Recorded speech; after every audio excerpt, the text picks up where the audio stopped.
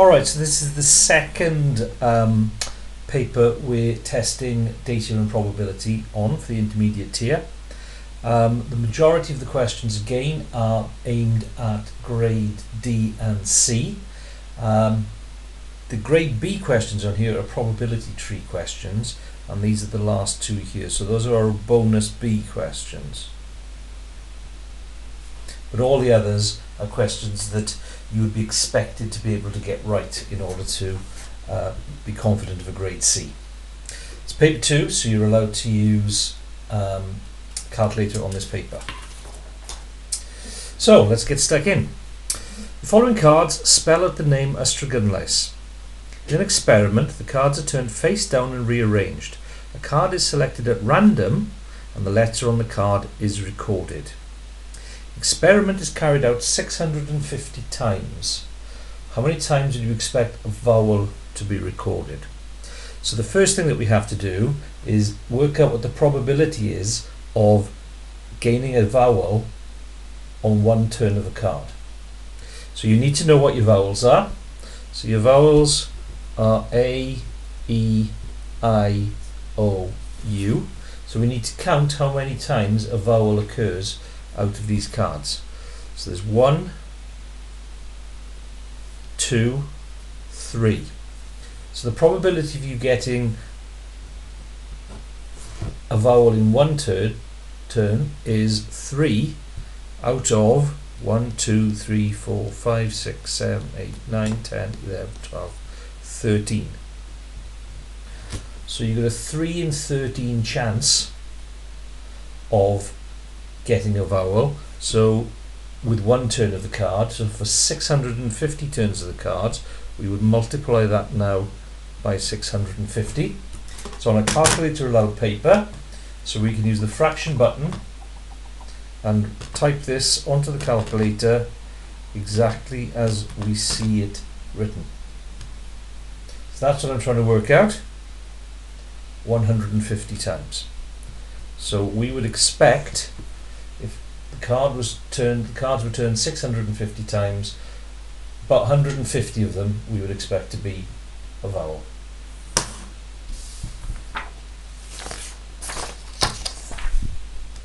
Question 2. Josie wants to test if a coin is biased. She flips the coin 30 times. Here are the results. Complete the relative frequency table. So the relative frequency table is just us now counting how many times a head occurs, and to make it a relative frequency we turn that into a fraction or a probability of how many times out of 30 a head occurs. So if we count the heads, 1, 2, 3, 4, 5, 6, 7, 8, 9, 10, 11, 12, 13, 14, 15, 16, 17, 18, 19, 20, 21, 22 out of 30 are heads, and tails, therefore there should be 8. 1, 2, 3, 4, 5, 6, 7, 8. So the relative frequency of heads is 8 out of 30. Do you think the coin is biased? Well, if it wasn't biased, it would be equally likely for you to flip a head or a tail, and these relative frequencies would be around about 15 out of 30. It's not to say it'd be exactly, but if it was an unbiased coin you may get 14 to 16, 15, 15, around about that. The fact that there is such a difference there suggests that the coin is biased, and is biased towards heads. So yes, the coin is biased towards heads. We can see this as the relative frequency of a head being flipped is much higher than for a tail. So I've argued that it's biased towards heads, and we can see this as the relative frequency of a head being flipped is much higher than for a tail. You could have argued that it's biased because if it was unbiased, we would be expecting those to be around about 15 out of 30 each. So that's another way of earning the marks, by just coming at the argument from a different direction. Part C. Josie decides to flip the coin 150 times. Calculate an estimate of the number of times that the coin will land on tails. So our experiment is saying it's 8 out of every 30. So that's our probability of it landing on tails, which we will now multiply by the 150 times. So same as the last question.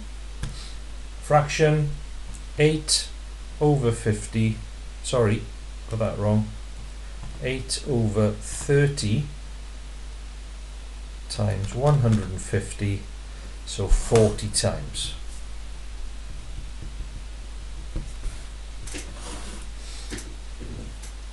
Okay, so those are relative frequency questions. Now we're moving on to some mean, mode and median questions.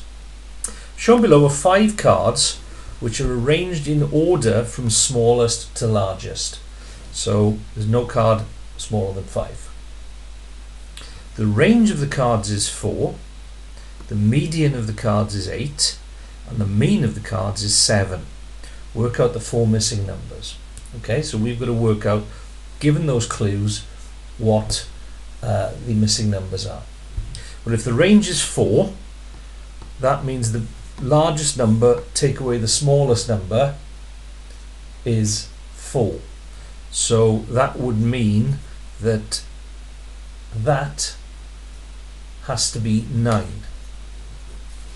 9 take away 5 is 4. So we've dealt with that clue. The median of the cards is 8. So that's telling me that the middle card has to be an 8. So we've dealt with that. The mean of the cards is 7. Now this is the one that students find the hardest to deal with. In order to find the mean, we have to work out what the total is, and then we divide the total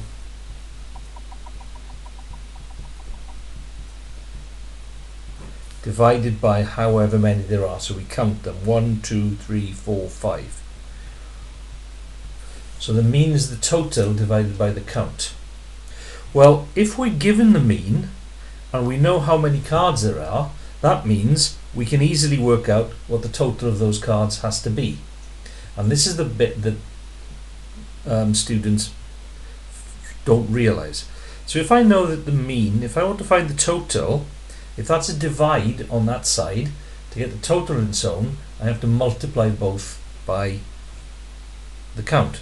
So mean times count equals total. Well, they're telling me the mean is 7. I know that there are 1, 2, 3, 4, 5 cards. So those cards have to add up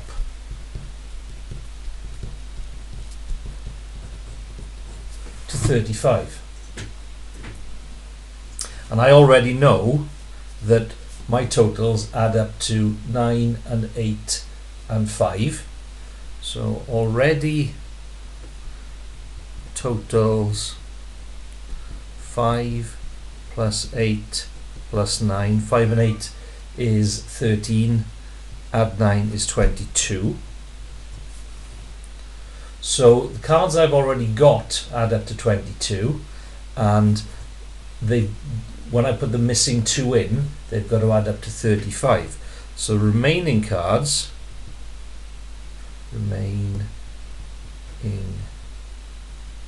cards must add up to 35 minus 22, which is 13. So that one and that one have to add up to 13. So I can pick any pair of numbers that will make that happen and keep that 8 as the median. Now there's nothing here about the mode, so I can have the same number more than once. So I could have 6. Can't have 6, because if I had 6 it would be 6 and 7, which would push the 8 out of that, so it can't be 6. Similarly, it can't be 7.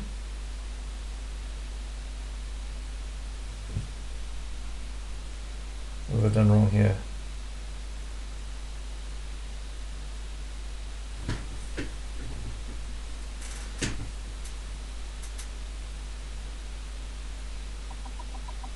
Can't be 7 because it would be 7 and 6. It can't be 9 because it would be 9 and 4, and 4 would be less than that. So it has to be 8 and 5. So those now should add up to 35. 5 plus 5 plus 8 plus 8 plus 9 is 35. So if I divide that by 5 by 1, 2, 3, 4, 5, I get the mean of 7. The median is 8 and the range is 4. And there is no mode because I've got 2 5s and 2 8s. So the most important thing to get your head around with questions like that is this aspect of, if I'm given the mean and I know how many items there are, I can work out what they've got to add up to, what their total is.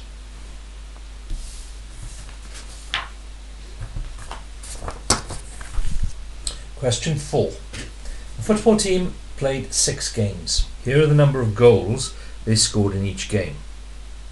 Work out the median number of goals. So for the median, you need to order your list 0, 2, 2, 3, 5, 6, and then find your middle value. Now, in an even list, you don't have a middle value, but the middle will be halfway between your middle pair. So in this case, the median will be halfway between 2 and 3, 2.5. To work out the mean, we need to add them all up. So we do 6 plus 0 plus 3 plus 2 plus 2 plus 5 is 18, divided by however many there are, which is 6. So the mean is 3. The football team play one more game. The mean number of goals scored increases to 4. Work out the number of goals scored in the 7th game. So we know in the 6 games 18 goals were scored. And this information, just like in the previous question, allows me to work out the total number of goals scored after 7 games. So if the mean number of goals scored, mean for 7 games is 4, the total for 7 games will be 4 times 7, same as we did in the previous. Mean times count gives us the total, 28 goals. So after 6 games, 18 goals were scored. After 7 games, 28 goals were scored. So in that 7 games,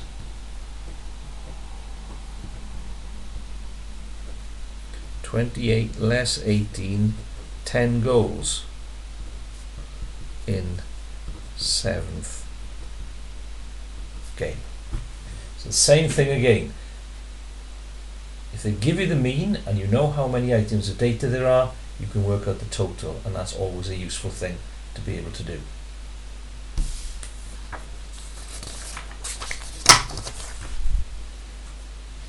Question 5. In a game, it is possible for each player to score between 1 and 10 points. Lois and Becca played the game 5 times. Becca had a lower mean score than Lois. Becca had a lower median score than Lois. Becca had a lower range of scores than Lois. Sorry, higher mean.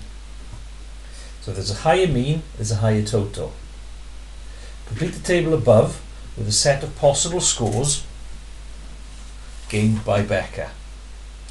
Right, so we're going to first of all work out for Lois what her range is, what her mean is, and what her median is.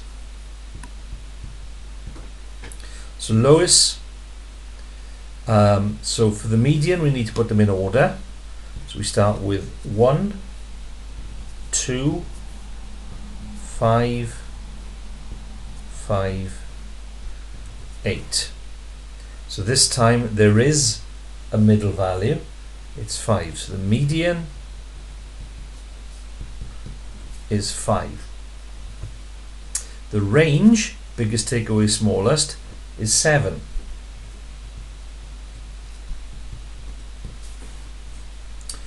And the mean, well, first of all we work out what the total is. So we've got 10, 20, 21.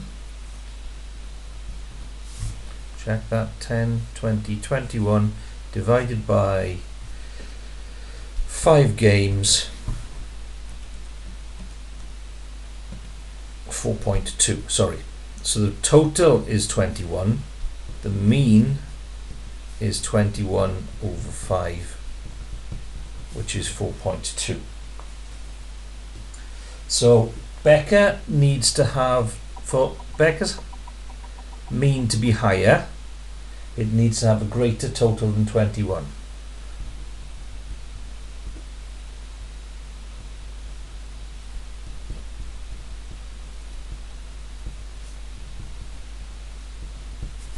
Total more than 21. Median lower than Lois.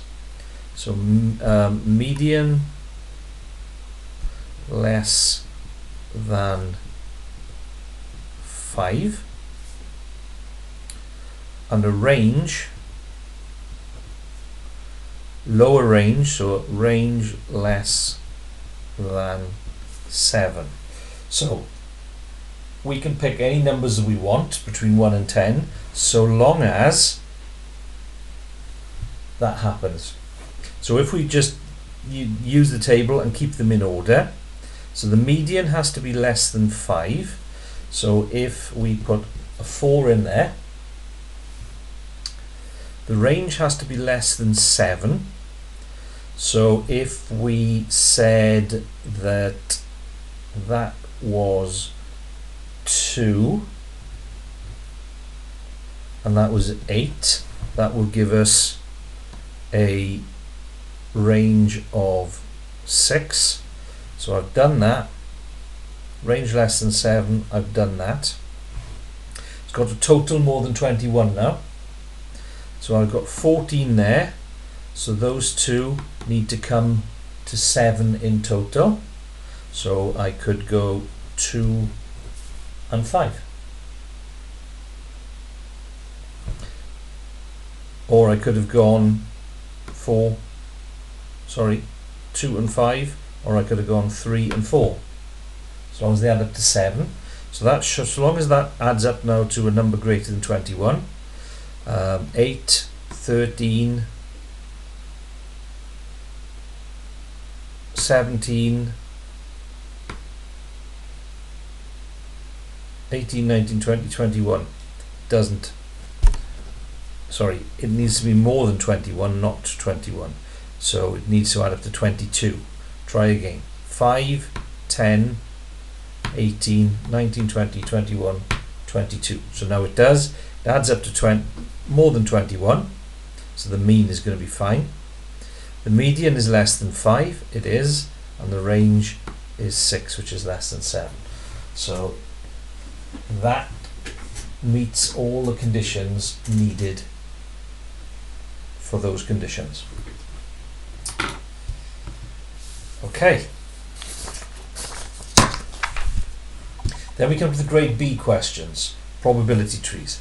Again, these are something that, although they're a grade B question, are often quite straightforward to learn how to do. There's a couple of rules you need to remember. So let's get the context. James goes to an arcade. He has one go on the teddy grabber. He has one go on the penny drop. The probability that he wins on the teddy grabber is 0.2. The probability that he wins on the penny drop is 0.3.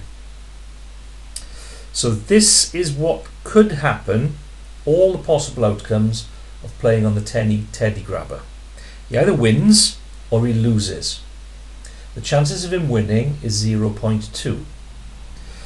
So this number and this number must add up to 1, because that gives you the total probability of the games played on the teddy grabber. So if that one's 0.2, that one must be 0.8. So those add up to 1. When it comes to the penny drop, that pair of branches there again are all the possible outcomes for the penny drop. He either wins on it, which is 0.3, or he loses on it, so that must be 0.7, so they add up to 1. And then this is repeated here because before he moves on to the penny drop, he either wins the teddy grabber and comes onto the penny drop, which gives you that pair of branches, or he loses on the teddy grabber before he comes on. So here these must also add up to 1. So that's all you need to do to complete the tree diagram. Is for each set of branches they have to add up to 1. Sometimes those are given as fractions, sometimes they're given as decimals, on occasions as percentages, but more often than not fractions or decimals.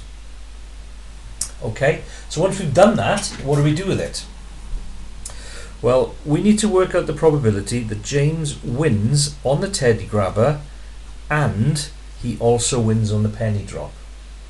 Now, if you were using the word "and" in probability, that means you multiply the probabilities that you're given. If you use the word "or," you add, and we'll see how that works here. So "and" wins on the teddy grabber means he's moving along that branch, and he wins on the penny drop. So the journey that he's taking through this tree is that one and that one. So when we're using the word "and," we multiply those probabilities together. So 0.2 times 0.3 is 0.06. There's a 0.06 probability that he will win on both. So as you know, total probability is 1, so that's pretty unlikely. It's far more likely to lose. If he's losing both, you will be doing 0.8 and 0.7, so 0.8 times 0.7, which gives you 0.56. There's no "or" on that question, but there is an "or" on the next one.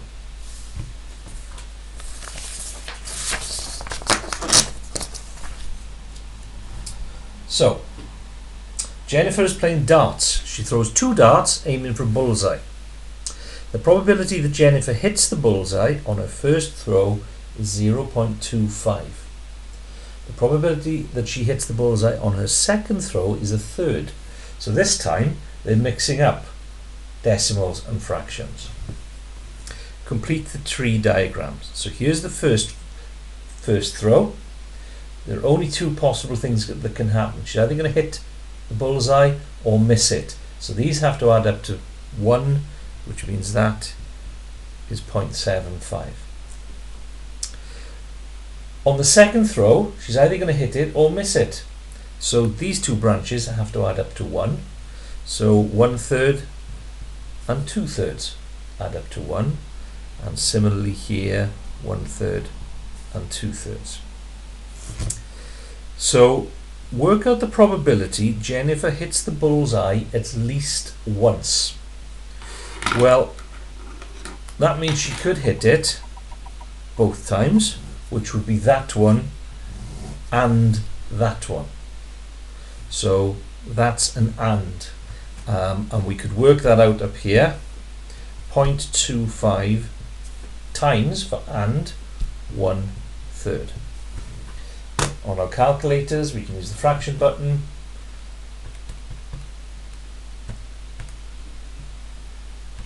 To work that out, 1/12. She could hit it the first time and then miss it.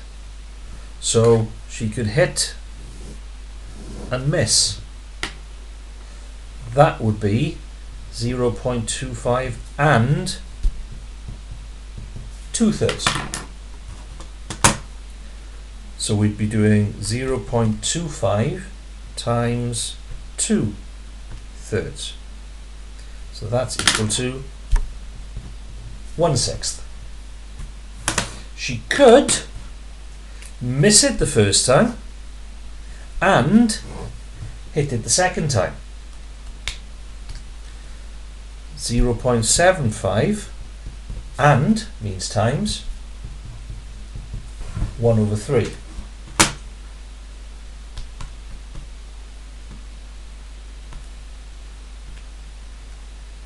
Quarter. Any one of those roots along that tree satisfies hitting the bullseye at least once. So this is what where the word or comes in. It could be hit and hit, or hit and miss, or miss and hit. So where we're oring, we're adding those probabilities together. So now we're going to do 1/12 or hit and miss 1/6 or miss and hit 1/4. So we're now going to add those fractions together.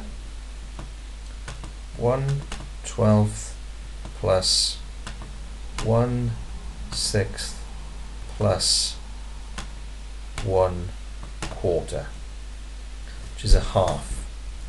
So she's got a 50% chance of hitting the bullseye at least once, which is pretty good. She must be a fairly good darts player. Now there is another way that you could have answered that question. Again, it depends how your brain is wired. That's maybe the logical way of doing it, but you could think, well, I know that total probability is 1. There's only one way that she's not going to hit the bullseye at least once, which is miss and miss. So you could have done, if I do that, well, I won't put all because that'll confuse you. Alternative.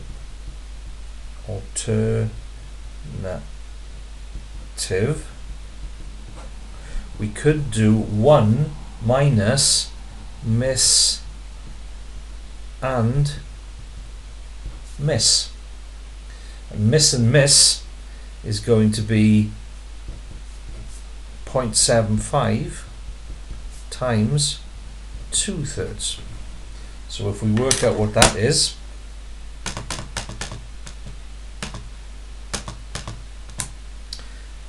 you can see that's a half. So you're going to have 1 minus a half, which is a half. So whichever way you do it, you will get the same answer. But I think probably that way is less complicated the way you think about it than the alternative. Okay, so that's the probability in data.